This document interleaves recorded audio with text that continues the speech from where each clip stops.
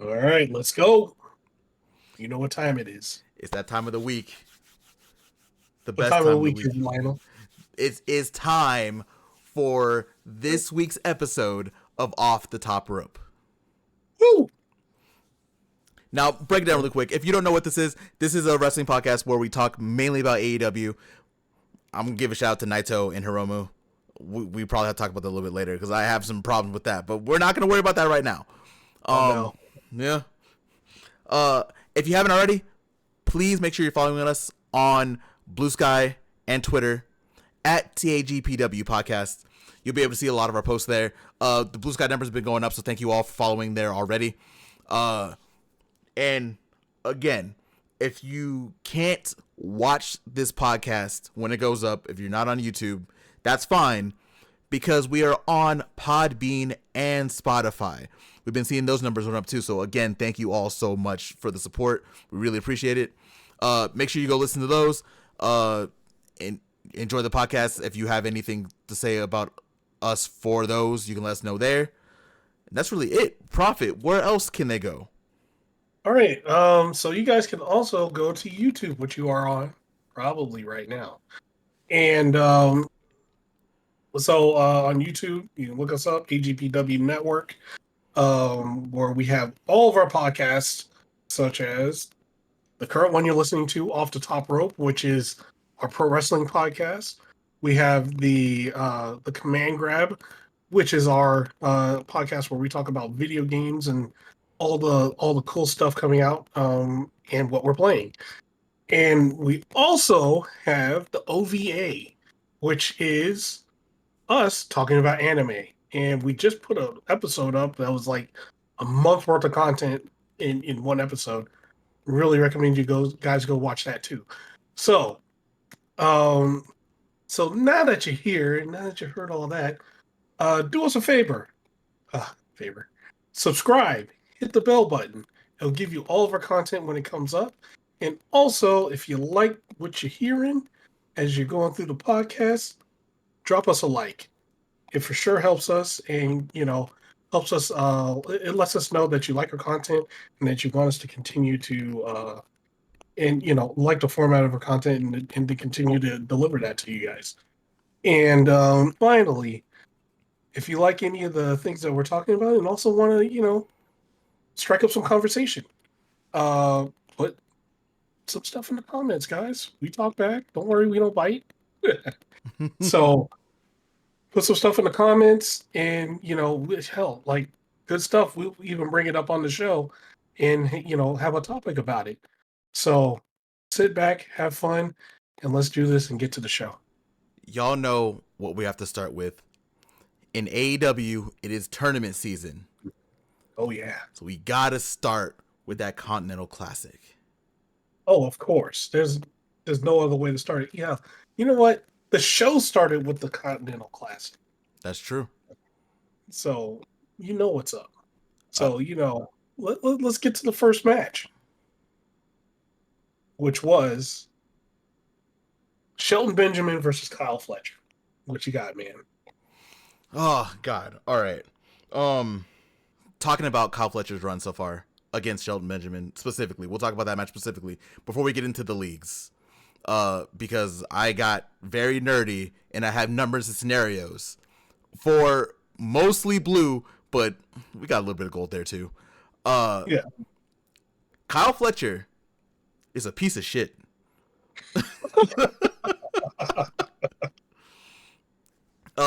This match between Fletcher and Shelton Benjamin was a really good match. It opened Dynamite, like Prophet said. They did a lot in this match. They were going back and forth. It was a very hectic and heavy match. But let me tell you, Shelton Benjamin was going to win this match. I had no doubt in my mind that Shelton was going to win this match. Mm-hmm. Kyle Fletcher had to cheat to beat Shelton Benjamin. Yeah. After everything they did, he grabbed the ropes and pinned Shelton and got the victory over Shelton, which got him 3 points there. So that was Shelton's first loss in the Continental Classic. That's gonna be just a theme with Kyle Fletcher. When we talk about him again, because we're gonna be talking about him a little bit more a little bit later, because he had another match. He very much is not winning these matches straight up. Nope, not at all. What are your thoughts on this match before we get into the breakdown of the rest of the Continental Classic? We'll do the blue side first, just to make it easy. Okay, yeah, I thought this match was damn good. Like, damn good. Like, it was a fun match to watch. Like, Shelton Benjamin was putting the work on him, man. He was he was suplexing the shit out of him. And the fans were chanting one more, and they were gonna do a different spot at that point. He said, "Fuck it." He got behind him and suplexed him again. I was like, "Oh God." Yeah, it was a great match. And yeah, and to I see why they did it, why they did have Kyle Fletcher cheat, because yeah, Shelton Benjamin would have won if he didn't play with his food, like MVP was saying. He didn't go for the kill. Mm-hmm. But yeah, he had to cheat to win. There was no other way he was going to win other than cheating, because as Shelton Benjamin is like the wily veteran that's like, he's got the most experience, and Kyle Fletcher is the young guy. So how do you beat the old guy? You have the young guy cheat. Mm-hmm. So yeah, it went about how I thought it would go if Kyle Fletcher was going to win that, but damn, man, it is looking like Kyle Fletcher is about to sweep the league so far. You know what? I'm gonna shake it up. We're gonna talk about his other match right now, also. Yeah, let's do it. Just to knock it out. So on Collision, he had his third match of the Continental Classic. But this one was a little bit special, right? We're going out of order, so excuse the point thing. But Kyle Fletcher at this point had 6 points, going up against Kazuchika Okada, who had 4 points.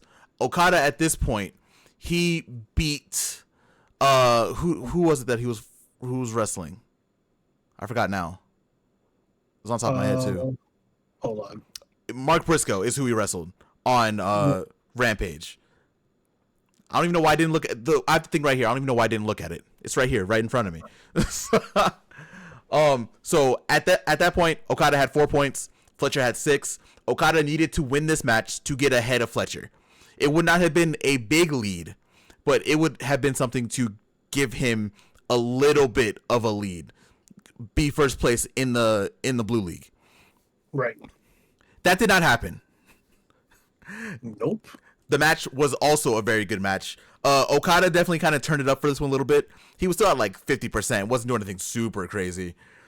But he knows Kyle Fletcher, right? Like, they've been in New Japan. They were having a match. Let me tell you. But it didn't matter because Fletcher decided the ropes weren't going to work this time. He wasn't going to grab the ropes. So he kicked Okada below the belt, got him with the brainbuster. 1, 2, 3. Kyle Fletcher in the Continental Classic right now has 9 points. Yep. He is leagues ahead of everyone else right now. So I'm going to break down the points. We might get into the matches a little bit. We talked about Okada, who currently has 4 points. Fletcher has 9 points. Daniel Garcia has 4 points because he was able to beat Mortos on Rampage, which is also a really good match. Mark Briscoe, with the upset, beat Daniel Garcia on Collision, which is a very good match, by the way. I don't know if you watched it or not. You watched it? I did. I watched both Collision and Rampage back to back. Yes, that's how I do it. Yeah. That was a very good match also. We talked about Shelton, right? Shelton didn't have another match, and then Mortos only had the 2 Continental Classic matches. He had another match that we'll talk about a little bit later where he killed somebody. If you call that a match. Yeah. But right now, Kyle Fletcher is leaps ahead of everybody. So to break it down right now, Okada, Daniel Garcia, Mark Briscoe, and Shelton Benjamin all do have a chance to pass him, but the problem is Fletcher would have to lose out in his last two matches. He has to lose, right? Right. And his last two matches are against Mark Briscoe and Daniel Garcia. Is it possible that he loses one of those? Yes.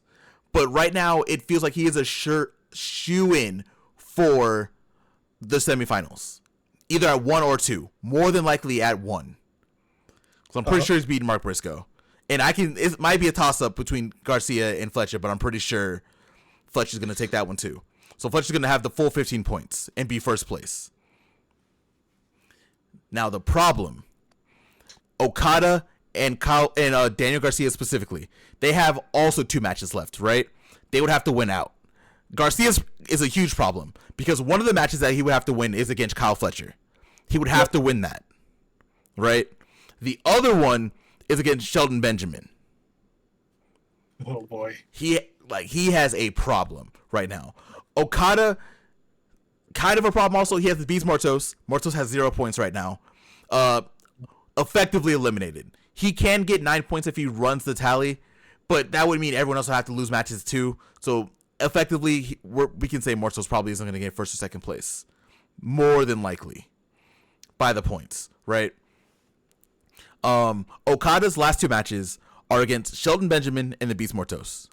Shelton is a little, that's wonky too. Like that one, there's no guarantee that either one of them are going to win. Yep. All I know is I'm going to enjoy the hell of that match. It's going to be good. So right now, Okada and Kyle Fletcher can get a max of 10 points if they win out.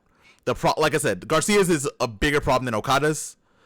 Okada, since he lost to Fletcher, he doesn't have the tiebreaker against Fletcher. So if they were to tie in points, which doesn't seem possible right now either, Okada would be second and Kyle would be first. Right. Garcia, on the other hand, even if he were to win, he would still get the 10 points, right? He would need help. He would need Mark Briscoe to beat Kyle Fletcher to have 1 point above where he would be. Because Kyle Fletcher would be stuck at 9 because he would have lost to Garcia and he would lose to Mark Briscoe. So Garcia has an easier path to get quote unquote, to get past Fletcher, but that was most likely not going to happen. Mark Briscoe also has a chance, right? Because his last matches are against Kyle Fletcher and the Beast Mortos, right? So if he were to beat Fletcher and if he were to beat Mortos, that's 9 points. He would hold the tiebreaker over Kyle Fletcher, and he would be able to at least knock Kyle Fletcher down 1 spot. Is that going to happen? Probably not. Probably not. No. And then Shelton, who still has 3 matches left, is wide open. So he can get 12 points max. So if Shelton can also get past Fletcher, but he would, again, need help. Everyone in the Continental Classic Blue League needs Fletcher to lose these last 2 matches if they want to pass him in first place. If not, if Fletcher wins 1 more match, he's guaranteed first place at this point. Yeah, it's a battle for second at that point. Yep. I know I rambled. You have anything about Blue League? Blue League is going to be... I'm going to use the Mario Kart analogy. There's first place, and then there's the battle between 15th and second place. That's where the hell is.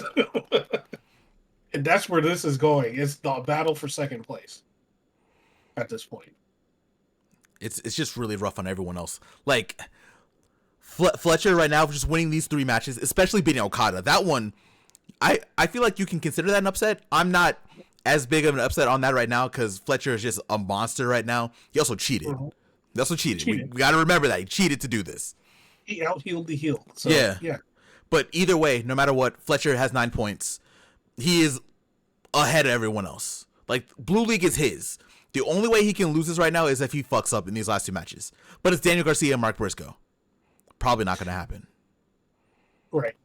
So here's the other thing though. Like, yes, he can win Blue League, but he can ultimately also lose it all. Yeah, that's what I think. I think he's gonna be first place in Blue League, and he wrestles the second place in Gold League, whoever that is going to be. And right now, it's a little too early to call because everyone in Gold League is so close together, except for Commander. Poor Commander. He started with the L. So. But everyone else is so close together, and everyone in Gold League has only wrestled 2 matches so far. So this week will really decide where Gold League shapes up. We'll probably get someone more in the lead, or they can do something crazy, and we can get like a 3-way tie here. It's possible. But right now, I fully do predict that Fletcher will win Blue League, and he will wrestle the second in Gold League and probably lose that match, which is more than likely going to be Ospreay. Which we can't, there's no numbers to back that up because Ospreay has literally only wrestled 1 match. He still has 4 matches left in the Continental Classic. So, yep. We'll see how that goes. Yeah, fun stuff, man. Mm-hmm. Yeah, that's Blue League shaping up. We talked about I touched on the matches a little bit. I don't think we have to go super in depth. Are there any of the matches in Blue League that you really want to talk about? Let's see.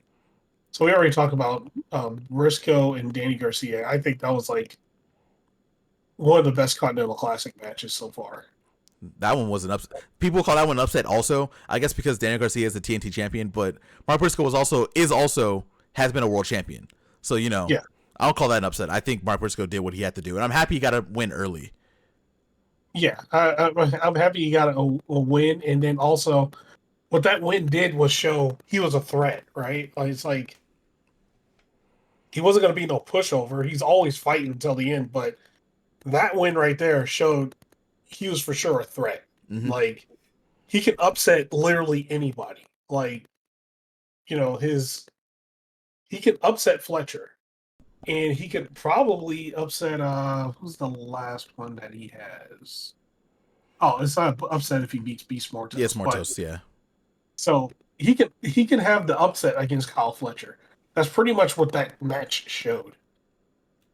So I think that's interesting. And you never know what Beast Mortos. He might just like run through everybody, get 3 wins in a row. So who knows? So Mortos, I don't think I broke him down because he's basically like done, right? But he's also the only one wrestling matches outside of the Continental Classic, by the way, too. Like he had another one on Collision, which was wild, by the way.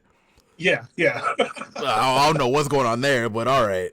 The remaining matches that Beast Mortos has is against Okada, Mark Briscoe, and Shelton Benjamin. Yeah. Which two of those would be a low-key upset. If Mortos were able to beat Shelton Benjamin and Okada, that'd be an upset. Again, right. For second place, it would help him because that would put him to 6, which would mean he would need to beat Mark Briscoe, which would be 9. But again, it's hard to get past Fletcher because Fletcher already has 9, and it feels like he's going to win at least one more match. At least. Yeah. I feel like he's at least winning one more. Yeah. So Mortos, like he can run it up, but he's just like you already said, everyone's fighting for second place at this point. Yeah, it's literally like NFL playoffs, right? And everybody trying to get into the wild card. So like that's when shit goes crazy. I don't know what that's like. My team sucks. I know what that's like. My team will at least make it there, and then they fucking die. So, that's Chicago Bears for you. But, yeah. But they just plain suck now, so it doesn't matter. Mm-hmm. Oh, man. Okay, let's see. One of my favorite matches from Blue League specifically was Mark Briscoe and Okada. I put something out on Blue Sky that I thought was going to get a little bit of heat, but it didn't. I think that Okada match before Fletcher. This is before Fletcher. Okada and Mark Briscoe was probably Okada's best C2 match, and probably one of his better AEW matches. Oh yeah, like he turned it up. Actually, his last 2 matches have been great. Yeah, that one Fletcher was also really good. Yeah, the last 2 he's had have been like. Yeah, you can see Okada turning the dial, turning it up a little bit more. I don't think people can handle 100% Okada yet, but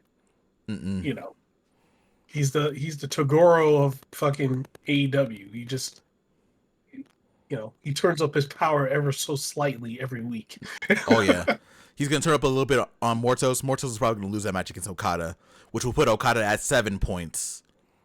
And then we have Okada and Shelton Benjamin, which I fully believe is gonna be the last week of the Continental Classic.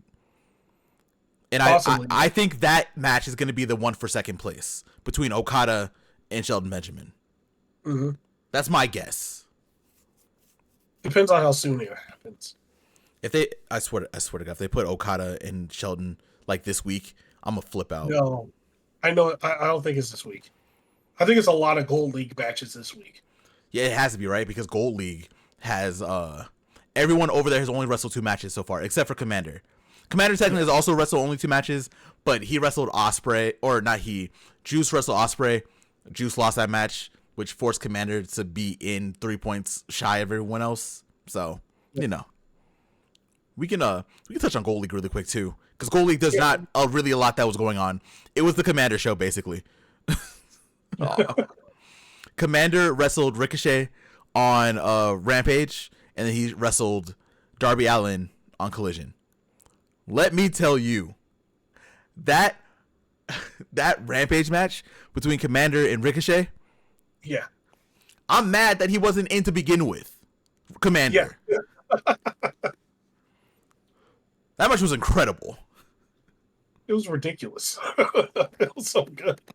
Like, Commander came in, he seemed like he was like motivated. And Ricochet, obviously one of the best wrestlers on the planet, right? Like, he has been for a long time.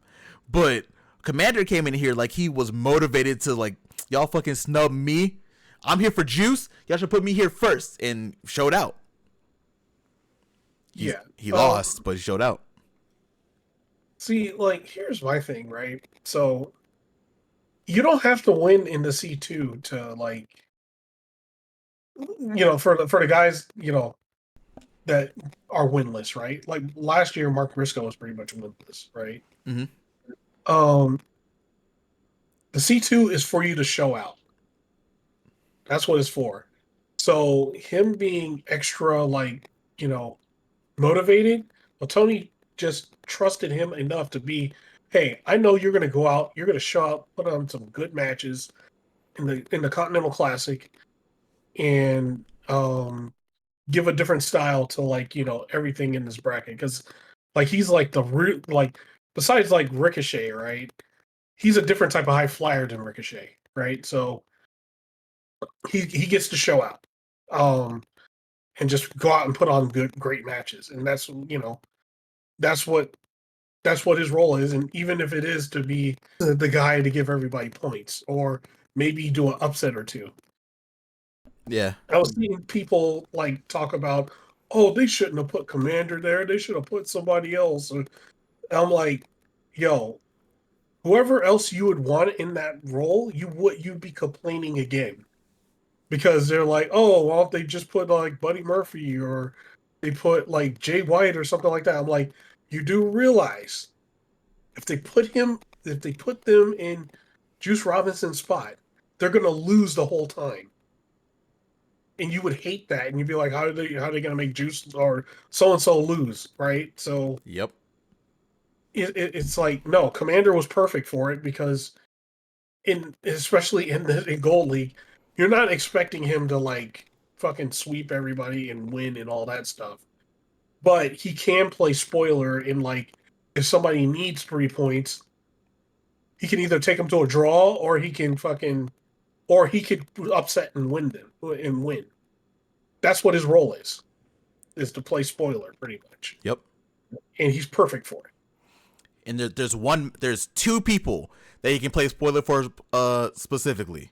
One of them happens to have 6 points, who also cheated in his match on Dynamite, by the way, in Claudio. Yep. And the other person that he has to wrestle, that he hasn't wrestled yet, is Big Bad Brody King.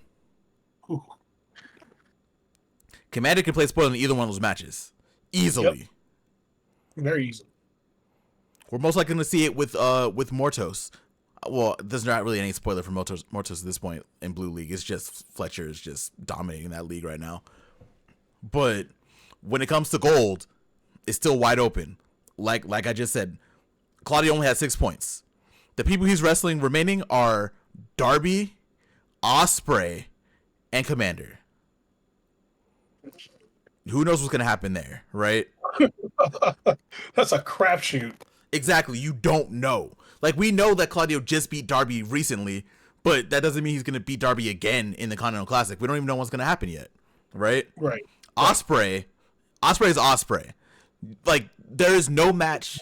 If you watch wrestling, you don't go into any match assuming that Ospreay's gonna lose. Ospreay will always have a fighting chance in a match because it's Ospreay.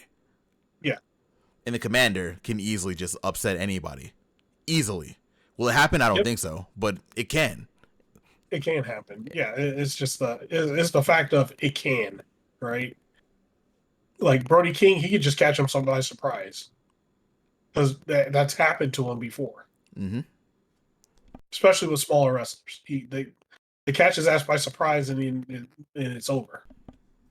And I've seen this in G1 specifically, right? Claudio right now is in the lead. Gold League hasn't really progressed a lot. We had 3 matches this week for Gold League, right? Had not a lot of progression. So Claudio was in the lead with 6 points. But that can easily change. Easily.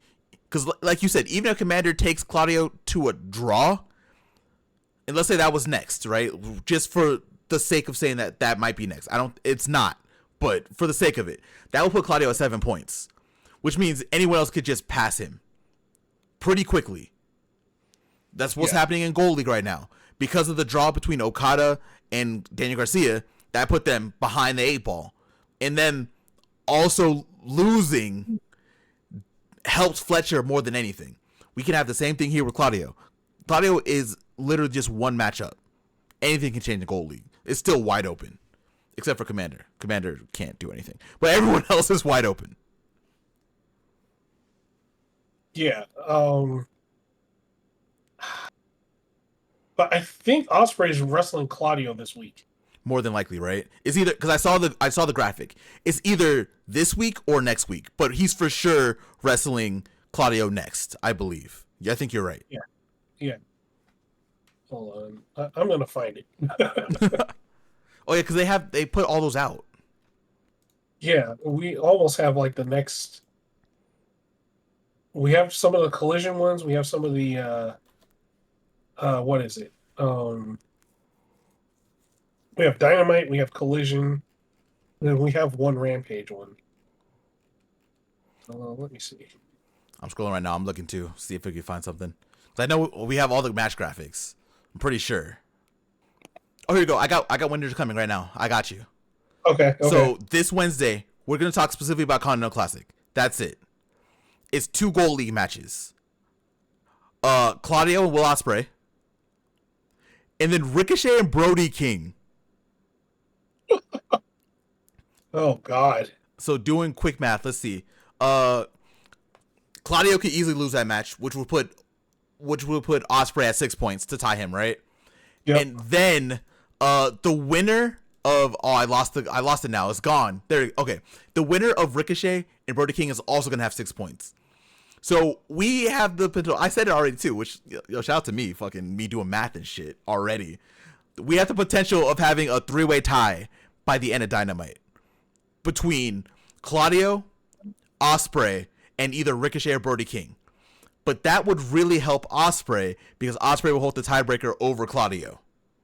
But again, it's still anyone's game because we have the semifinals now. But there's a potential to have a 3-way tie going out of Dynamite next week. But that 3-way tie will put Ospreay in the lead because of the tiebreaker over Claudio. Yep. Yeah. Oof. Mm-hmm. Here's the thing. I don't see Ospreay losing. I don't see it either. Like again, like we just said, you don't go into a match expecting Ospreay to lose.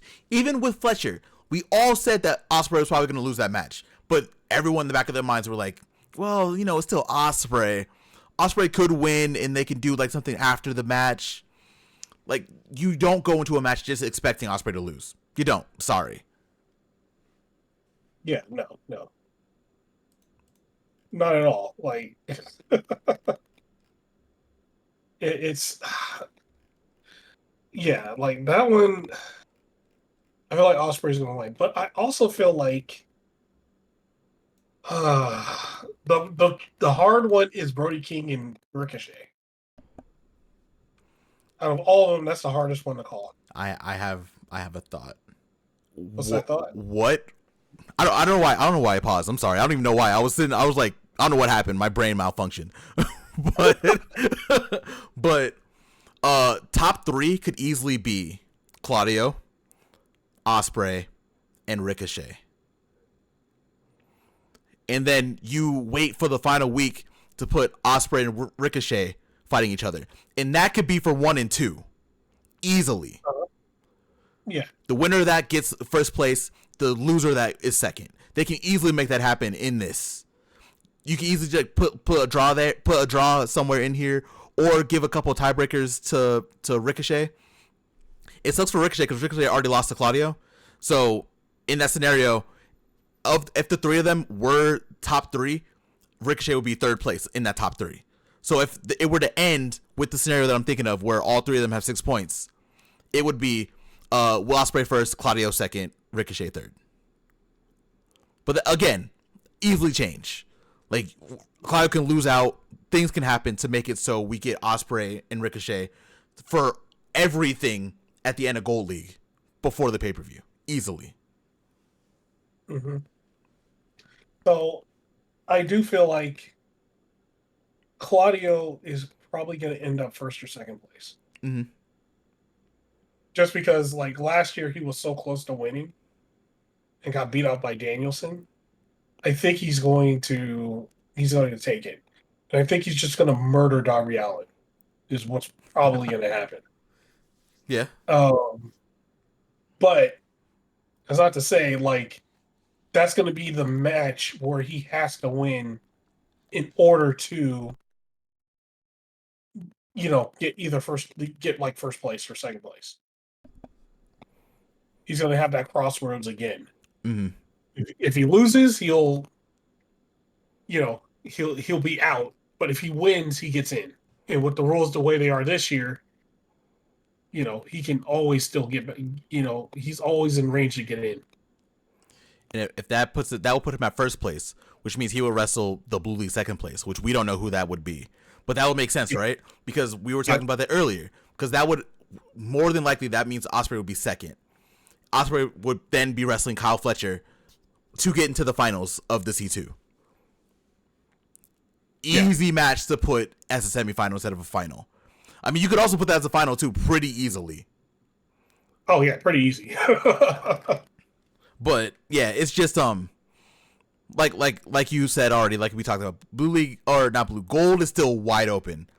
We need to get these matches under us first that are gonna happen on Dynamite before we can even think about like some more scenarios. But for sure, it feels like the top three are gonna be Claudio, Will, and Ricochet. Yep, for sure. It's just how it's gonna shake up.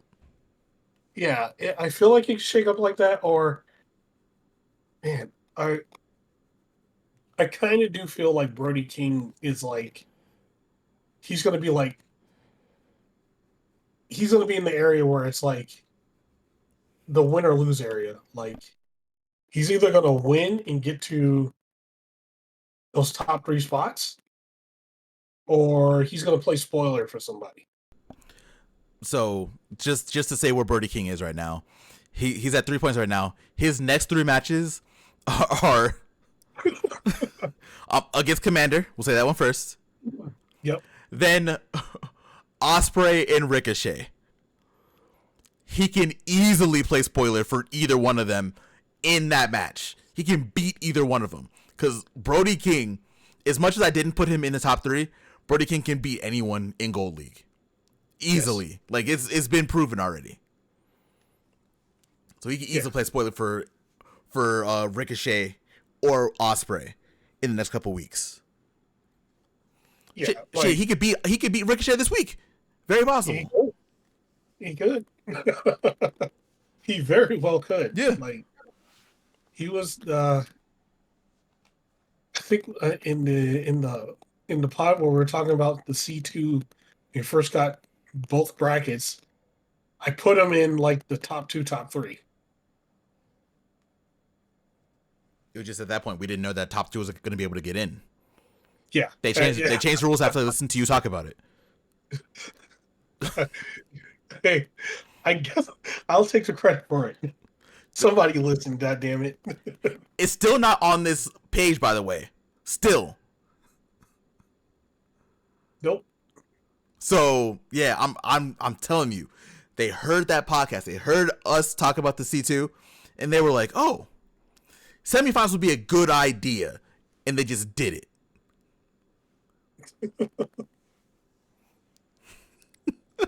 Now, if we could only get tickets to the event, please. That please. I'd love to go to World's End. Or shit, send us some tickets to All In. That'd be dope. Yeah. Fly us out too. That'd be great. God, we know you're listening. Uh-huh. We gotta ask just in case, right? The worst thing you can say is either no or nothing. So shoot your shot. Let's see. Is there there weren't really a lot of matches in Gold League, but did you have anything else that you want to talk about when it comes to Gold League?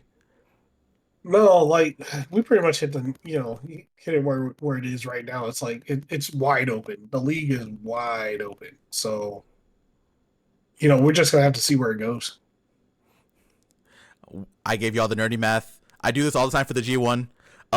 One day, Profit, we're gonna do this for the G1, and you think that this is bad. Wait till you hear me gush about G1 and tiebreakers and everything like that. That is a lot worse than this. Well, yeah, there's more people. Man. But yeah, that's it for the C2. There is one other tournament that we got to talk about right quick. Yes. Yep. We need to talk about the New Japan Pro Wrestling Dynasty International Women's Cup and a qualifier that happened on Collision. Mm-hmm. It's tournament season. We got one more tournament. We got Serena Deeb versus Willow Nightingale. Mm-hmm. Mm-hmm. Mm-hmm. To the surprise of no one, it was a good match, and Willow took it. Yeah. There's no interference, no nothing. Willow just took it. Mm-hmm. Which is I hate to bring other people up in this. Oh boy. I know. I'm sorry. I have to. Go ahead. Do the thing. What happened? She's gone from TV again. Yep. Again. Now I'm not one to dig into the news. If you heard our news podcast, you know that I'm getting heartburn just saying the word news right now. But but it is really weird that we got Serena Deeb and Britt Baker doing that little face off. Britt said what she said. Nothing we can do about that, right? And nothing came of it. Like, did they just scrap it? Like, what's going on? It's so weird because, like, when I saw Serena Deeb was in the tournament before they announced Willow to being there, right? And it was, of course, it was after the, her and Britt Baker thing. I was like, oh, she's probably wrestling Britt Baker. That's who that's going to be. And they're like, Willow. I was like, ooh, okay. Well, even way better, thank God. But what happened there? Because that was probably where it was going to happen, was right there. Right? That's what I'm guessing. So, I don't know. Like, I couldn't tell you. And also, like, there's like the thing like tomorrow where they're talking about All in Texas, right? Yeah. You see the graphic for it? It's Bobby Lashley, Mercedes Moné. They even got Big AJ and his son, Big Justice. All those people, they're on the thing. She's nowhere to be found. Usually when there's media shit, Britt Baker's there, right? She ain't even there. They ain't even showing her. She's a media darling, right? So it is weird that she's not there. Yeah. Also, I'm about to send you something really quick. Did you notice the shirt that Serena Deeb had on before she came Yep. out? Okay, I'll send it to you Yep. then. Okay. Yeah. Yep. Nobody cares shirt for Serena Deeb. Uh-huh. And the arrow was pointing at her, but it was like, ooh, I'm not sure if this is deeper than what we think. It might be because at this point, because we know maybe Britt might be sick. We might be overthinking it. Like it could be anything, right? Yeah. But Yeah.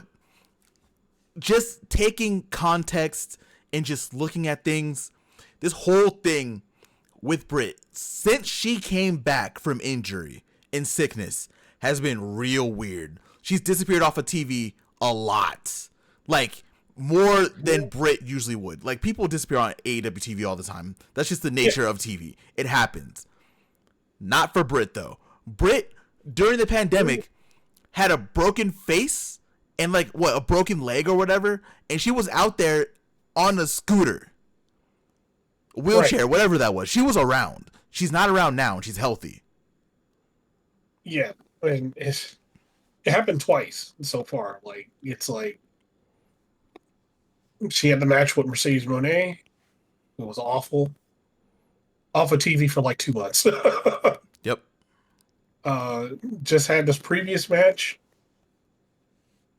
against Penelope Ford. Well, she had one with Sheeta and then Penelope Ford, and then after the Penelope Ford one, and then she was doing the nobody cares thing. Boom, gone again. So I'm not sure what's going on. Yeah. I know I brought it up, but I don't want to take away from the match. Willow and Serena had a really good match. It's just really weird. It's just really weird the stuff that's surrounding this right now to me. Yeah, same here, man. Like it seems like it was supposed to go a different way, but I'm glad it didn't. I'm glad it went this way, and we got, the actual best being represented.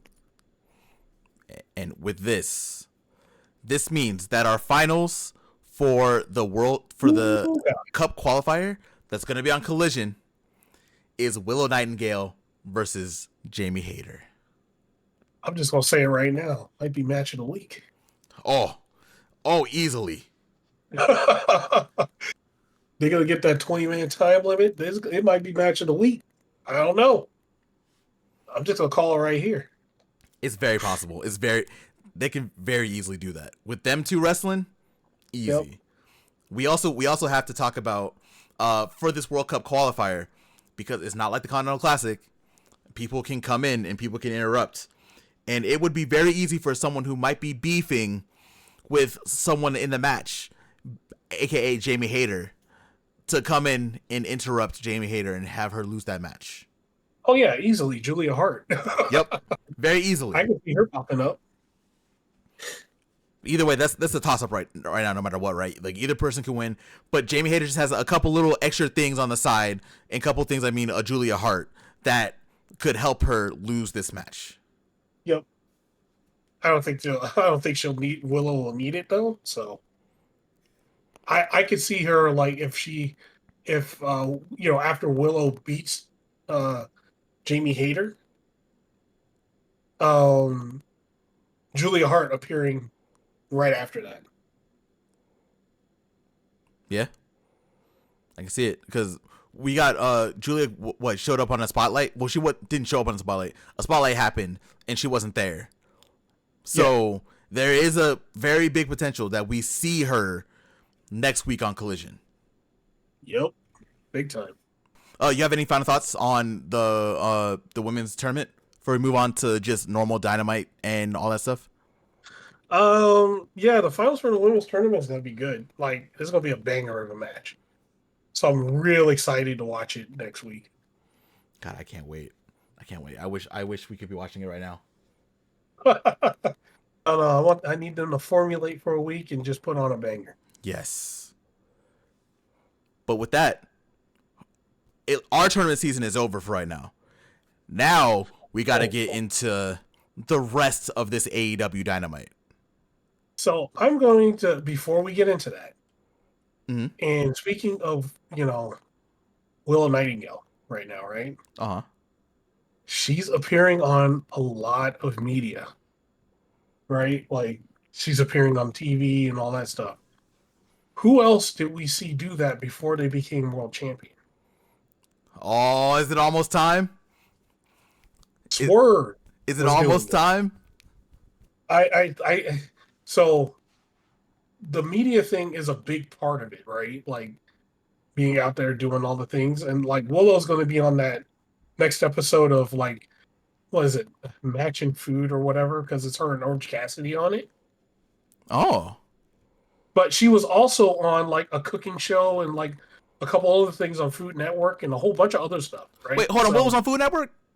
yeah, Shit, let me while we're talking about this, let me go get that episode right now so I can put it on the DVR so I can watch that a little bit later today. yeah, she was on Food Network, man. So like she's going, she's doing all these things, and I always say like whenever somebody's doing media, they're being prepped pretty much to be like a world champion, right? And she's doing all the media and doing all the things. It's pretty much TK is like, hey, can you get over here? Can you do this? Can you do that? And she's saying yes. And unlike some people that say no all the time, she's going there and she's being rewarded. So I feel like pretty soon Willow's going to be a world champion. Is going to be world champion. I mean, So we yeah, that's a side thing I just wanted to bring up. we can be honest about. We can have like a little Willow gush session for a second, right? Yeah. Uh which is a mainstay on this podcast now. I think every other week we have a Willow gush session, but that's fine. Willow is the babyface's babyface, right? Like people don't hate Willow. Every time Willow shows up on screen, everyone loves her. Like so just we have wanted this for a while. Even when her and Mariah May wrestled, Mariah May had barely been a champion for very long. I said that Willow's going to win that match. So I fully expected Willow to win that match.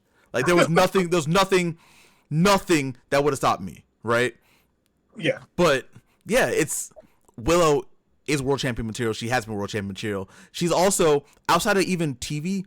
She's basically like the global ambassador for AEW at this point. She's going everywhere. She's in Japan. She's in Mexico for CMLL. She's going everywhere representing AEW. Yep. Like if that's not the franchise, just like Swerve is, I don't know what to tell you. Yeah. So I'm just saying, like, someone doing that much and giving all that exposure, and it a lot of times like the first step to getting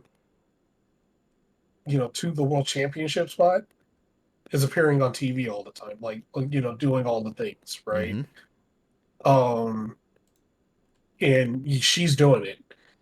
Swerve did it, like at one point in time Hangman Adam Page was doing it right before he won his world title. That's true. There's a pattern to this, right? Like MJF did it. So it's just, you know, once you see somebody like getting on like other shows and other TV things, promoting the company and things like that, it's almost a surefire sign, especially in AEW, that they're going to be world champion sooner rather than later. Well, the Swerve one specifically because we had that picture. Remember, well, I forget exactly when it was, but Swerve at the AEW World Championship like months before he won it. Like he had like a photo op with it. Yeah. So like it was gonna happen, right? Like Willow, again, what's not to love about Willow? Like she's an amazing interview. Like we've seen her interviews, right? She's just a really good talker. She's really good at what she does. And to be a world champion, like you already said and like you alluded to, you have to be able to promote your brand. Willow can do that. MJF can do it. Swerve did it. Hangman did it. Like we can even go further. Tony Storm has done it. Like there are a lot of champions have been able to do this. So if we're here now, you're not gonna hear me be upset. I'm ready for Willow to be world champion. Oh yeah, for sure. Like, and also like the other day she had a rant about coffee and it was amazing. So yeah, it was great. Yeah, I'm gonna have to find that. I'm gonna have to find that. really redfish. She's like, I think I turned into a coffee snob. Oh well, yeah. That Like, happens when you're on media and on planes all the time. I get it, Willow. It's fine. so yeah, it was great. But yeah, okay. Now let's get into the shows and some of the storylines going on, and talk about like what's going on in AEW. Yeah, just for everyone's awareness, just like last week, we're not really going to touch on too much Continental Classic stuff. There might be some backstage stuff with people that were involved with the Continental Classic, but we're not going to be breaking down those matches. Yeah. Um. So okay, so let's go to Dynamite. For Dynamite, um, after Kyle Fletcher and Shelton Benjamin, Hook came to the ring, and Hook was pretty much saying that he wanted to not fight Nick, give him the opportunity to fight him at the Hammerstein Ballroom in New York City, but instead he wanted to fight him right here, right now, tonight, and then fight Christian Cage at the Hammerstein Ballroom. Of course, Christian Cage came out, and Hook was, going like, "Yeah, come on, come on," and then Kip Sabian and Kip Sabian and Nick Wayne came out, and they started fighting Hook. Hook was handling business at the beginning of it. He was suplexing them all over the place, and he got Nick Wayne in the red room, and then and Mother Wayne popped up, and he started walking towards her, and then that's when Christian Cage slid in and started beating the crap out of him. They At the end of it, they put his arm or his hand in between a chair, smashed in the chair, and broke his hand. So next week he's going to be fighting Nick Wayne with a broken hand. The one takeaway from this is Nick Wayne is a horrible talker. Like he needs work, man. Like I know if you gave him time, he can find his rhythm and like get that part down, but he needs more reps. I feel like when Ring of Honor like gets that TV deal, Hook needs to go to Ring of Honor. He needs to go to Ring of Honor, brush up on all this stuff, get better at talking and things like that, and then come back to the main roster as a beast, like Kyle Fletcher did. I'm just gonna keep saying that. But yeah, like, did you have any thoughts on this segment? Um, I'm just gonna echo what you said, honestly. So nothing crazy. Hook definitely needs a lot of work because Hook is consistently the weakest part of a segment, but it's easy to be one of the weakest when you're across the ring with Christian Cage. But Hook needs a lot of work for sure. Yeah, he needs a lot of work. Main thing is he needs more reps at doing it. So it's just the thing. Um, the next segment after that was Renee. She caught up with Mercedes Monet. She was asking Mercedes about what happened to Camille, and Mercedes was like, "Hey, she quit. I am not responsible for anything that happened to her after she quit. Not my problem." So, which is true. She ain't her people anymore, so She definitely did she that might have shit. got her, She definitely she did might that have shit. got she might have got her ass beat by somebody, but ain't her problem, right? It's her problem because she did it. Um, to her and like three other people. She, she had somebody waiting in a dark alley, just beat the shit out of her with a chair. So, and she's pretty much sick of Anna Jay. Uh, so, and then she said, yeah, she'll be watching her match with Penelope Ford, tonight. So the follow up to Shelton Benjamin's Continental Classic match, MVP was like, hey, you know, He's like, I love you, man, but I'm disappointed at how you performed tonight. That ain't how we do it. And he was telling, Shelton Benjamin that, he kept playing with him instead of putting him away. And that ended up that, how that ended up being how he lost. So Shelton Benjamin pissed off. Random AEW crew member was walking by, minding his own business. He probably had him a ham sandwich or something. Not anymore, man. Got his ass laid out. Okay, Shelton Benjamin threw him into the fucking thing and beat the shit out of him. And then MVP is like, yeah, that's how we do it. Oh man. They beat them, and they're constantly beating up random people and security guards. Like, I just wouldn't fuck with them if I was a security guard. I'd be like, all right, yeah, you right. I ain't even going to attempt this shit because if you try to get Shelton, Bobby Lashley's going to kill you. And then MVP is going to swing around his cane hitting people. So it's like, yeah, like they just beat the shit out of everybody. And MVP is like egging them on, going, yeah, that's how we do it. So yeah, that was the end of, end of that segment. Sheldon ain't losing that next match. Whoever it is, I feel bad for Sheldon. I feel bad for whoever's against Sheldon in that next match. Yeah, they're getting murdered. Yeah.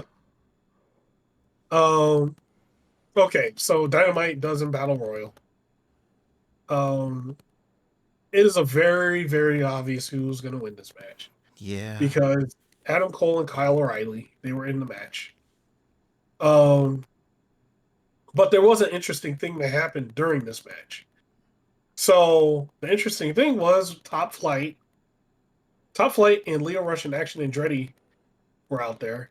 Action Andretti and Leo Rush both had matching gear, different from Top Flight. Top Flight got knocked to the outside on they were still at the ropes. Leo Rush and Action Andretti fucking kicked them off the ropes and knocked them out of the match and eliminated them with like offense at the same time as stereo offense. It looked fucking dope as hell, right? Mm-hmm. And then eventually, Leo Rush and Action Andretti got knocked out. So, after that, because there's no way they're gonna be fighting, Brian Cage and fucking Lance Archer. They just got killed by those guys, right? There was one point everybody jumped Mark Davis to get his ass out of the ring. Mark Davis was holding it down. But at the end of it, your winner, the winner was, or winners was Kyle O'Reilly and Adam Cole, and they're going to be facing each other this coming week at Winners Coming for the shot at who's going to fight MJF. I'm going to say, spoiler right now, it's going to be Kyle O'Reilly. Huh. Kyle O'Reilly's I think Kyle O'Reilly's beating Adam Cole. They're going to play the long game with this one. It's how most MJF feuds go. It would make sense, right? Because it feels like the story right now between MJF and Adam Cole and everybody is that, well, Kyle O'Reilly kind of mentioned it, that Adam Cole will willingly sacrifice everyone in front of him just to get to MJF. Like, we already happened with Roddy. Like, really, though, they had to make sure Roddy wasn't in the Continental Classic, so they had to murder him. You can't have Roddy winning the Continental Classic. Next is going to be Kyle O'Reilly, right? O'Reilly for sure. I agree with you. I think Kyle O'Reilly's going to win that match also. Go up against MJF and lose the Diamond Ring again. So MJF can just have it for 6 years. And it's just next time Cole's going to have to do something himself. He's going to have to figure it out. Yeah. Because Adam Cole won this and went against MJF. He's winning the Dynamite Diamond Ring. So if that was the case, I don't think that's going to happen. I had a really dumb thought about that, actually. It's really dumb. I'm warning you right now. Okay, go for it. What if this is the way that we get Adam Cole and MJF back together again? Like, Adam Cole helps MJF win the Dynamite Diamond Ring, and then we go through this whole weird circle now where Beth and New Bebe is back with their heels officially. Like I said, I told you it was a dumb thought. I mean, it could work. I don't know. I mean, it could work, and then at the end, MJF does to Adam Cole what Adam Cole is going to do to him. Yeah, I don't know. Yeah, I don't know. Like I said last week that the story was gonna get a little bit more interesting. I thought it did not. Not yet, at least. MJF had like a little promo that you could talk about a little bit later. That was, you know, kind of touch on what we were talking about and what the internet's talking about. But overall, yeah, we kind of expected this was gonna happen, and we're on the same page where I think Colorado is gonna beat Adam Cole to face MJF. What happens after that is a crapshoot. Who knows? Well, yeah, let me actually talk about the MJF part because it's literally right after the next part. Oh, Talk about like, well, a little bit after it, but it doesn't matter. Like, it ties into this anyway, right? yeah, So, we can knock it out. um, MJF he pops on a satellite and he's like, you know, he was pretty much talking about how they were a tag team, and then he decided to turn on him. Adam Cole decided to turn on him, and he's like, "Hey, look at the effects of what the hell you done. You know, I broke Roddy's arm, and then and now you have to fight one of your friends, Kyle O'Reilly. And then all this while John Roxley is running around murdering everybody, murdering people at AEW. And it's all because of you, Adam, because he lost it, the World Heavyweight Championship. And he called Adam Cole the villain, which he's not wrong. Adam Cole is the villain in this scenario. But one of the things he called him was like, what was it, a jaundiced something.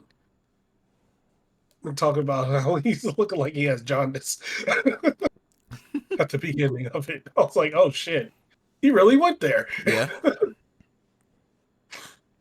He called him a jaundiced villain, I think.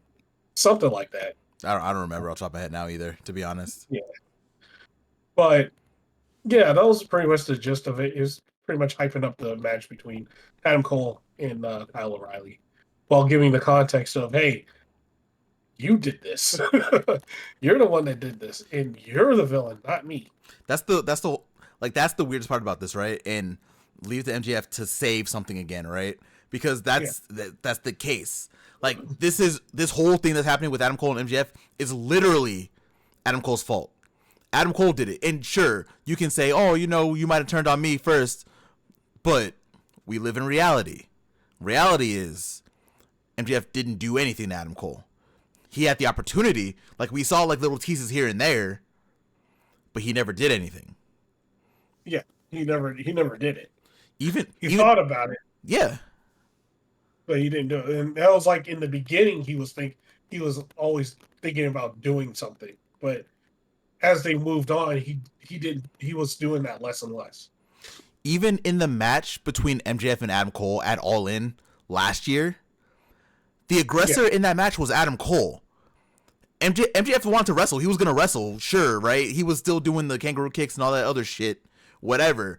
But the person who turned up the match to make it like aggressive was Adam Cole. So there is for sure going to be like some kind of turn in here, right? Where I don't think MJF is going to be a face. He should never be a baby face. Like we no, got enough of that last year. But something is going to happen where we're going to see Adam Cole's true colors because we said on the podcast before, Adam Cole's an asshole. Always has yeah, been, always will be. yep, yeah, man. So I think,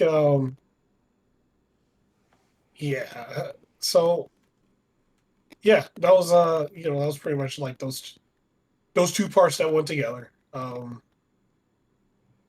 I think it was, you know, MJF pretty much saved it by doing that. But uh, I still I have the feeling of the story is going too long. Yeah. Like the story isn't paying off like we all probably thought it should. But, it would have paid off if it would have happened when it was supposed to happen. But now it's just weird, right?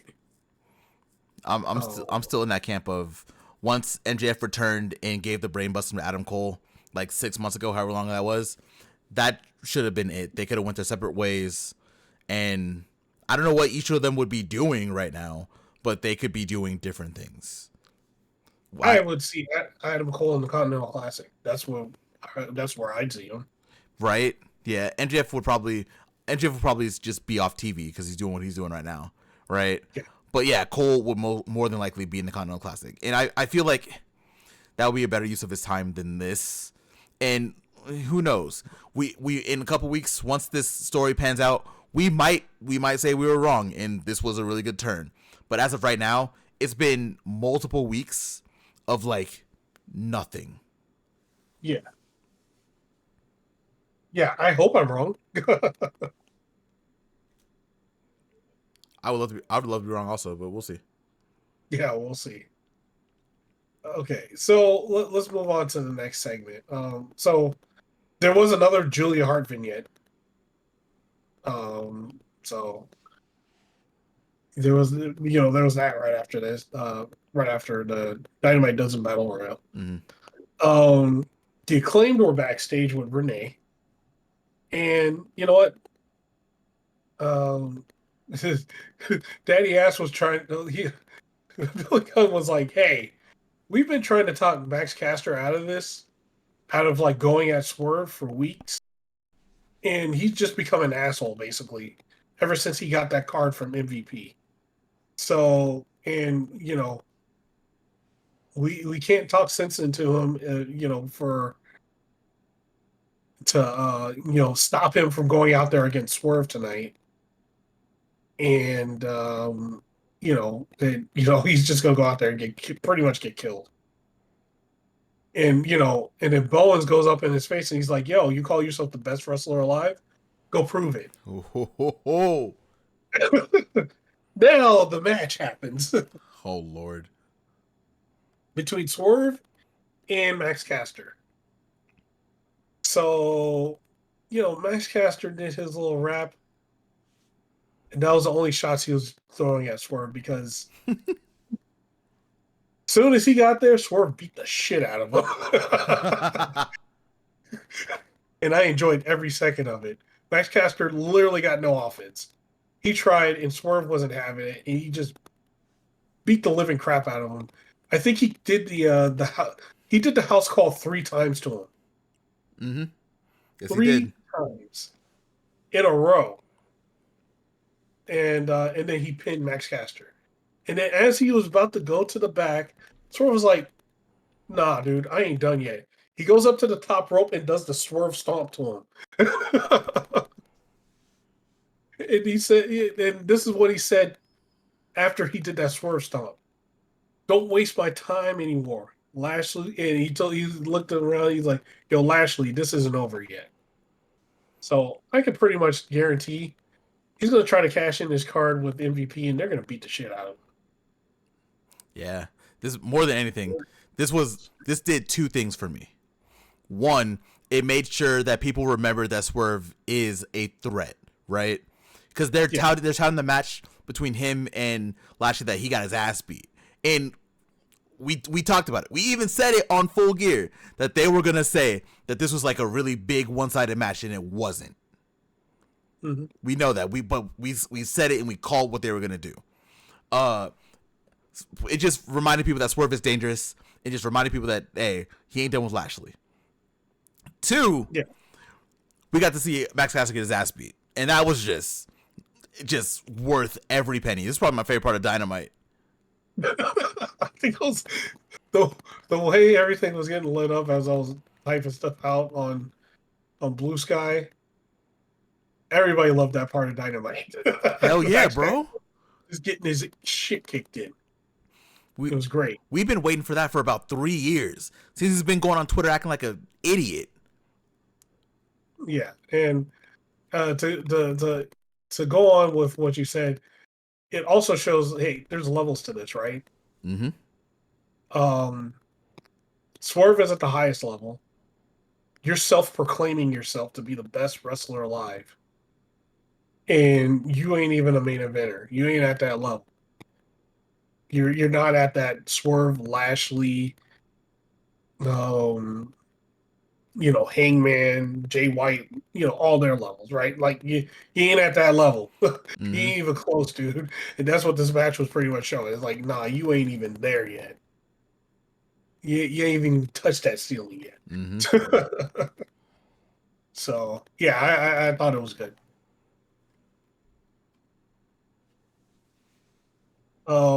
So next up we had Jay White versus Pac. Oof. That was a good ass match Yeah, it was. because man, it went it went completely different than what I thought it was going to be. I know Jay White isn't like a high flyer or anything; he's more technical and methodical.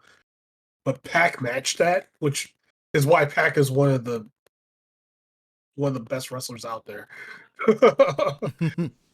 you know, um,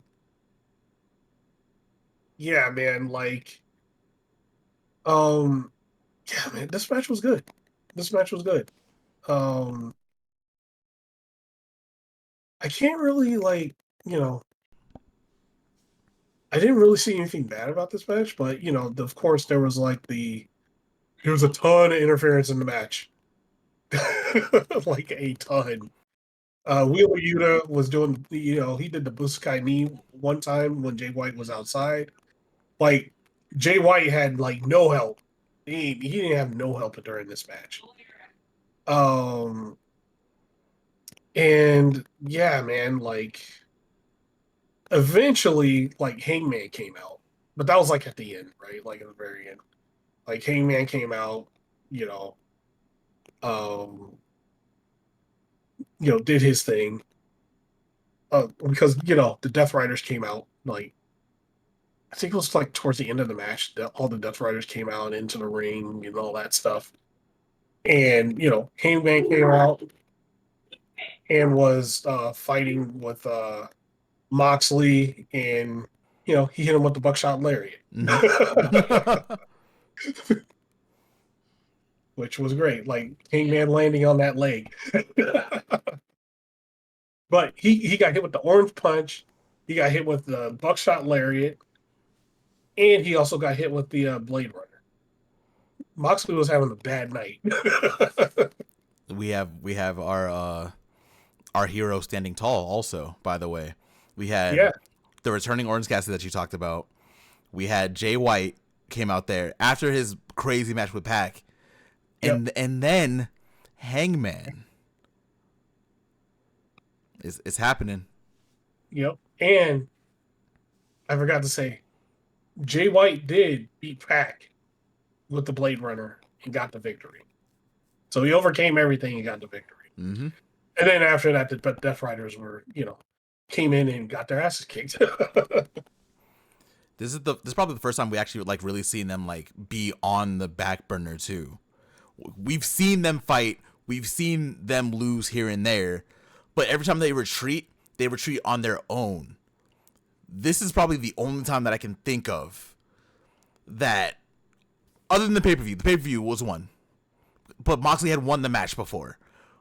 But this is the only time that they really got blasted and sent back by the people who were trying to stop them. Yep. And now they got the super team, right? Like Yeah. Jay White, Orange Cassidy, and we'll see what's happening with Hangman, but Hangman could still be very selfish in this. We don't know where his head's at right now, but he's there helping. He didn't really try anything with Jay White. So we'll see what happens.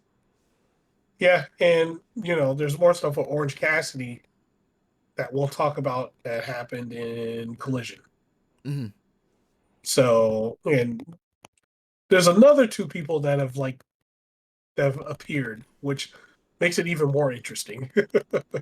I actually, we won't talk about it right now. We'll actually wait till we get to Collision on this one because it was kind of intertwined, like you said. So we'll wait to get to that one.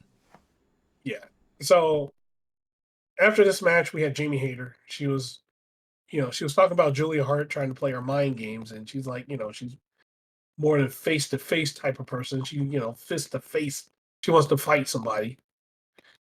Um, and she was talking about the Women's Cup, meaning the World Tour. And but she's also said she's looking to fight anytime, any place.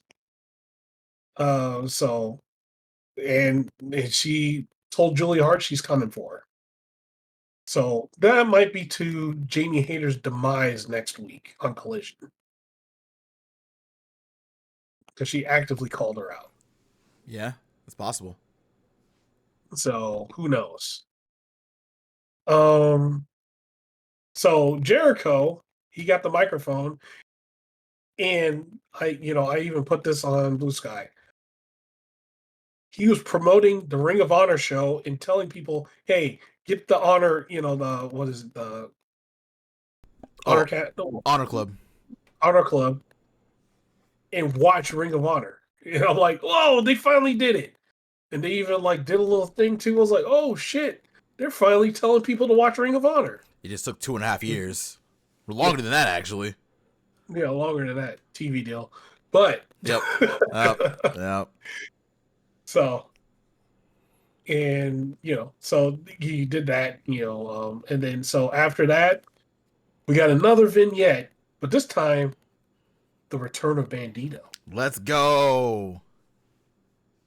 That's gonna be some shit, man. That was a fun vignette too, because it was all Western themed, and then we see Bandito with the as the wanted poster. It was good. I mean, we kind of need the most wanted team, which Hangman Adam Page, Brian Keith, back to the Bounty Hunter, and Bandito. Just please, just even if we just get it as one match, a random match, I will take that. I just want to see them all together. Also, that is, oh my goodness, that is one. It's a layup. You got 3 guys that are bounty hunters. 3 of them. Just do it. They could be a heel faction too. It doesn't matter. Mm-hmm. Bandito's got heel gear. It's he's got both. So yeah, this needs to happen. So right after this, Anna Jay and Penelope Ford. It was pretty decent match. It was short. Anna Jay, pulled out the victory. And Anna Jay started talking to the camera. She's like, "Hey, I know you're watching tonight. So well, she got the mic. Know you're watching tonight. Let's fight right now." Basically, Mercedes got onto the ramp and she's like, let me get this straight. If the strongest person in AEW can't beat me, which is Chris Statlander, what makes you think you can?" Which I agree with her. She has a point. She has a point. And she's like, Mariah May must have kicked you too hard in the head. But she's like, she started coming down to the ring, and the one thing she did was she told Anna Jay, she's like, "Well, if you want a shot at this TBS championship, come back in 10 years when you get some experience. You've done something in the business." I was like, damn. Ooh. Oof. You ain't gotta do that. Yeah, a little rough. A little harsh. Maybe a little excursion in Japan for 6 months. That's all she needs. And Anna Jay slapped Mercedes Moné. And then Mercedes, rolled out of the ring. She's like, "Yeah, she ain't got time for this shit." And yeah, that was that. And then right after that, Renee was talking to Mariah May. Mariah May started insulting Renee, and Renee was like, "Well, fuck this shit. I'm going." She's like, "No, no, no, no, no, no. You ain't going nowhere." In her true Mariah May psychotic type way. um, and she's like, I think giving my best friend a title shot is generous, and she believes in Mina. But as she kept talking more, Mina popped up with a bottle And Renee was like, "Oh shit," and ran away again. Um, and she handed her a champagne bottle and was like, "Yo, do it to my face. Make me work." I'm like, "Oh." She was staring her dead in the eye. I was like, "Ooh." Mariah was shook. As she should be. Like she said, Mariah showed me the real Mariah. I'm gonna show her the real Mina, and I'm like, "Ooh, That segment was real also Mina ain't playing." no, not at all, not at all. That segment was also hilarious because in the background when Renee and Mariah were talking, you could see Mina storm through the back and like go around, which is hilarious. Like she was not playing. She was like stomping over. She had the bottom of her hand already. She was going. It was deliberate. You could tell it was deliberate. What the way they did it was funny. Yeah, short segment, but it was it did what it needed to do. It was good. Mm-hmm. So okay, and and the final match was a Gold League match between Brody King and Claudio. Mm-hmm. So, and we already know Claudio won that. So yeah, that was dynamite for the most part. Um, let's get up on Rampage. What you think, Lionel? I'm down with that. Rampage is gonna be short because there's literally only one thing we can talk about. Yep.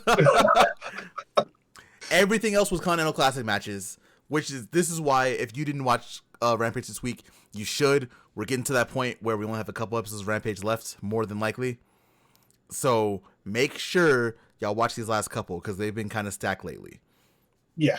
The only match we're going to talk about is the Vendetta, which is Deonna Purrazzo and Taya Valkyrie versus Ella Elizabeth and Freya States. Victims. I ain't going to talk about the match. I'm going to talk about one thing. Yes, go ahead. Deonna powerbombed the ever-loving shit out of Ella Elizabeth.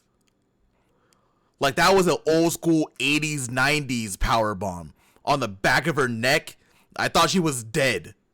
It was so funny because when that powerbomb happened, I think it was Daddy Magic was like, "Oh God!"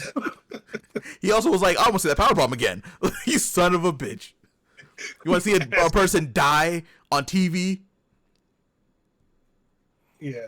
Oh man, the Vendetta looked good though. Like it's like low key, like two of like the some of the best women's wrestlers with Deonna Purrazzo and Taya Valkyrie. So them getting more time and them doing their thing always looks great, and it's just don't sleep on them. They're good. They really needed this too because they haven't, since the Vendetta forms, they haven't really been winning a lot. Like the main thing that they did was prep up Anna Jay for her thing. Like they both lost to Anna Jay. Right. So now we need a reset. We need to get them into a place where they're more of a threat. They're more credible. Rampage is the perfect place to do that right now. Give them victims. Let them keep on wrestling. Give them a good program where they can win and make them credible threats. Because they're already great. Just, you got to do the work. Yeah, I think between them is like Deonna Purrazzo alone has like 5 world titles. Mm-hmm. I think Ty had like three or four. Yeah, I think like 3 or 4 world titles. So between them is like 8 world championships. But here's the thing that was kind of like interesting, right? The way they were talking about them being a team and all that stuff. One, they were talking about like, hey, there's somebody else. We know there's somebody else. There's somebody else like looming for the Vendetta that's going to be probably announced soon or something like that. Mm-hmm. But two, they were making it sound like there's going to be a women's tag title sooner or later. I mean, I can see it.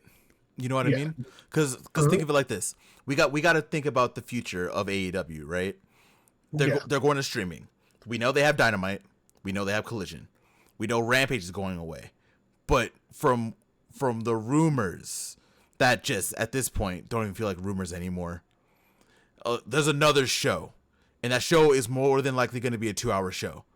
So they'll have 6 hours of TV to fill a week minus pay-per-views. Right. Having another set of tag titles would not hurt.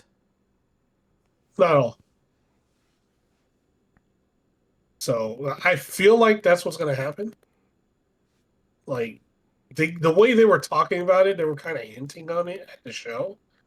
I was like, sounds like they're talking about a tag title. Some type of, they were going to bring out some tag titles at some point, which that'd be cool. The first winners right there are the woman who gave a powerbomb and almost killed somebody, and Taya Valkyrie would be the perfect first tag champions. Yeah.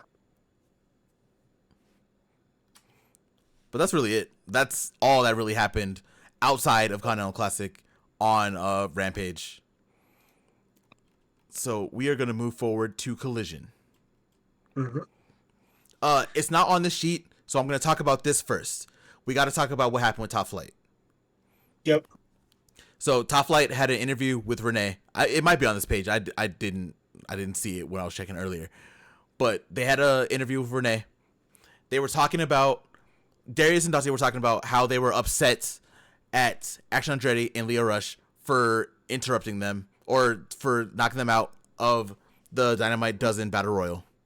Layla was really the voice of this whole thing, to be completely honest. Layla was the one who got in between them and was trying to get them all to talk. Leo and Action were very upset that Top Flight was just okay with losing.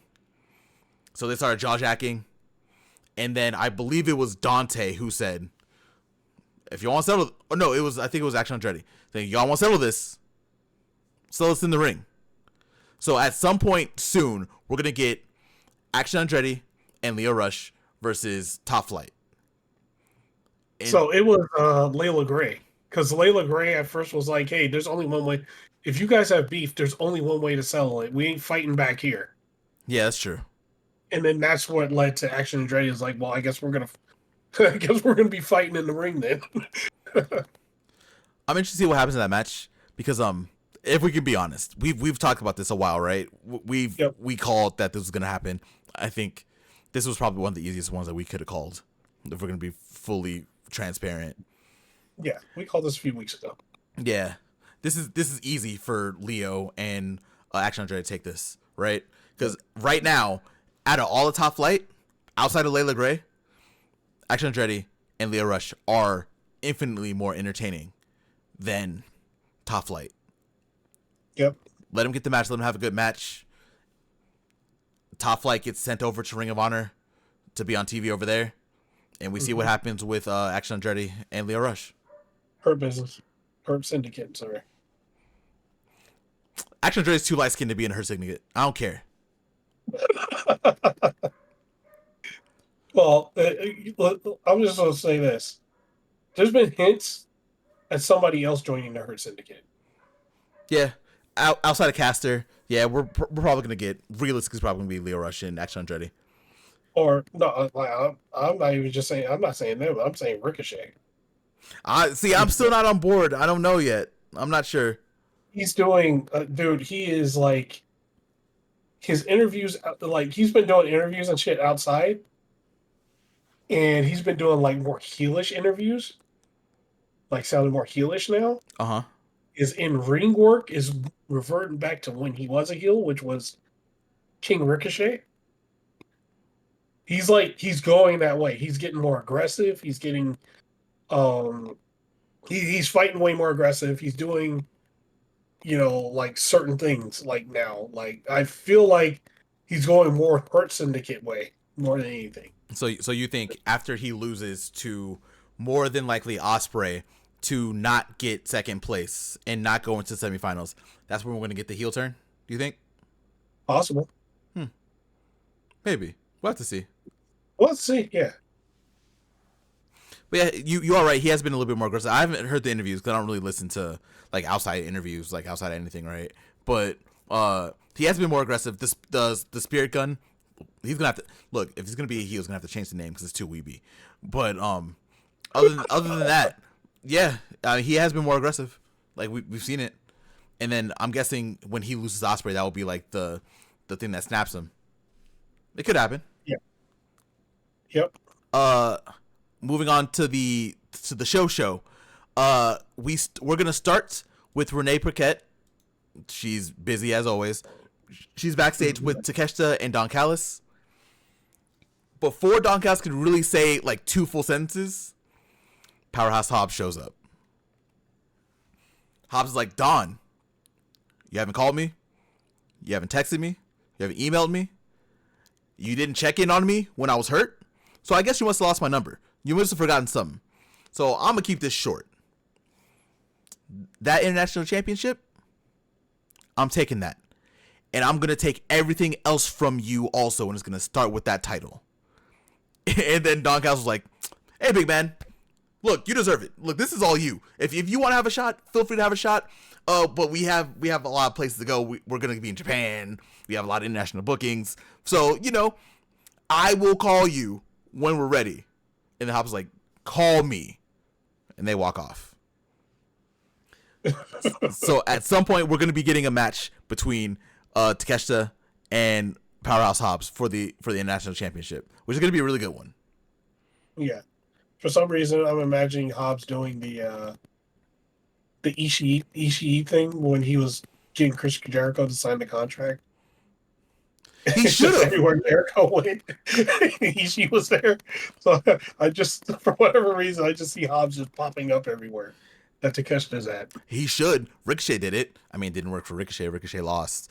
Ricochet got his ass kicked. Oh, you know what? To your point earlier about Ricochet, they also made it a point to talk about on Rampage that Ricochet had lost his first 2 back-to-back matches since being in AEW. Uh-huh. Yeah, so you know what? You might be on something. You might be on something with Ricochet. All right. I don't know. All right. I don't know. We'll see. I'm getting there. But yeah, that's we're gonna see Hobbs and Takeshita sometime soon. We don't know when. I would like to see it at World's End. That'd be cool. If not, we can figure out another time to do it. Next up, we had a backstage segment with Thunder Rosa, we'll keep that one short. She said that she's beaten Mina, she's beaten Mariah. Once y'all done, I'm next. And we see Thunder Rosa again because she's watching during a match, which we'll talk about a little bit later. That's really all for that segment, though. Next, we got to go to the back-to-back segment. We alluded to it earlier. Jon Moxley and the Death Riders come out to the ring. Moxley is doing his thing. He's talking. He's a talker. The crowd loved this. Oh, we didn't even talk about the crowd, by the way. They were in like a little smaller space. I forget exactly where they were. The crowd was engaged the entire show, which was really nice to see. They were. Oh, go ahead. Sorry. It was kind of like that. It was kind of like that for both shows, right? Like for Dynamite, Collision. Well, Dynamite and Rampage and Collision. They were in smaller venues, so it looked better and it sounded better. Wherever they were on Dynamite, I feel like that was like almost sold out too, like close to being sold out also. So yeah, it's just I'm down with it. Like I prefer a crowd that's engaged, even if it's a smaller crowd. I prefer that over like 50,000 people that are just kind of sitting on their hands. So AEW, whatever works for you, whatever gets the crowd engaged, whatever gets everyone motivated, do that. Going back to the segment because my ADHD stopped me from talking about it. Jon Moxley was running down basically everybody. He talked about Switchblade, talked about how much he respected Switchblade. Hell of a competitor, did all that stuff.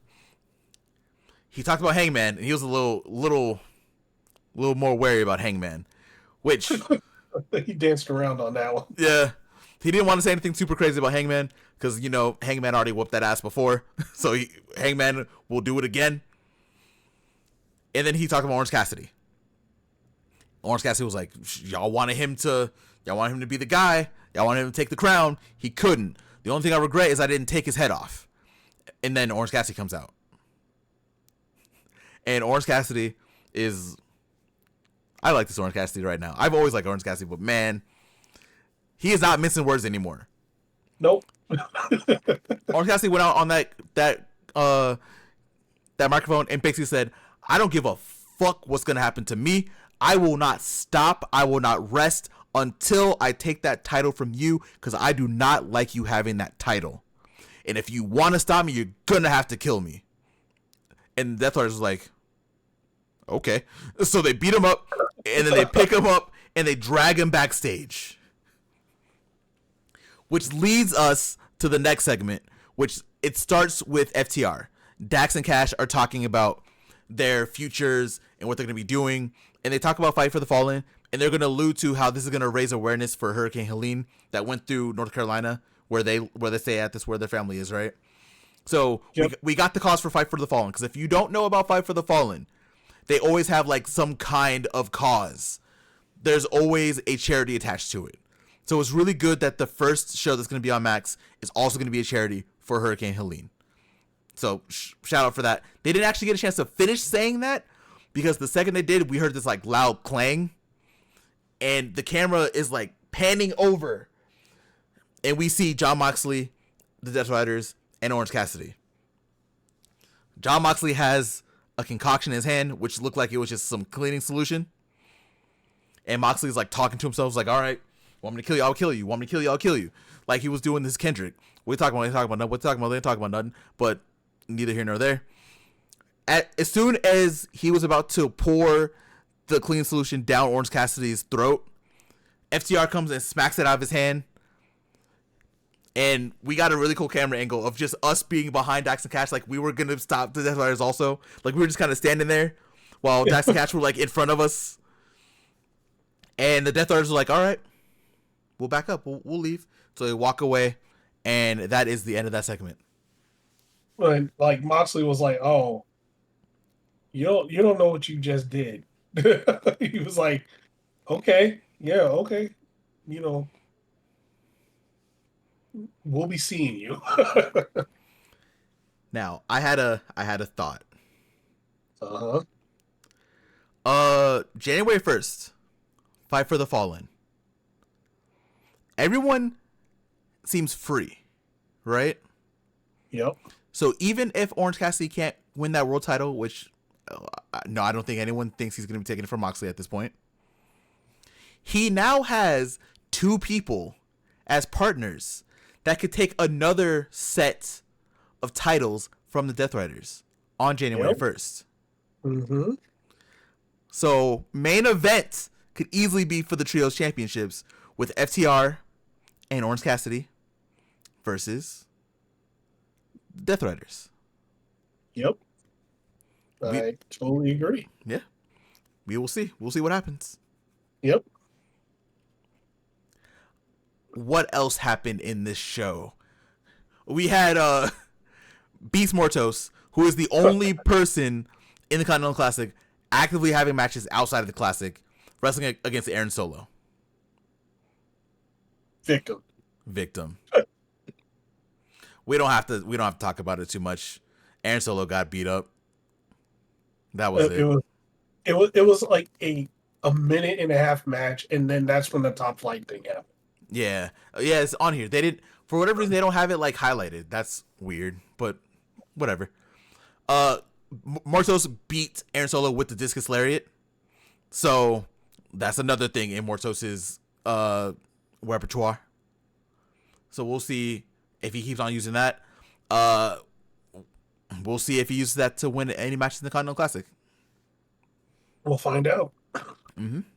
Then we talk about Top Flight. We talked about that earlier.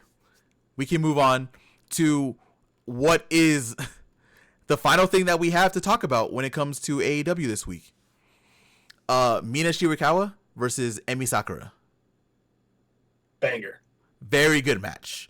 Thunder Rosa was sitting in front row. She was watching. Emi Sakura was chopping the hell out of Mina.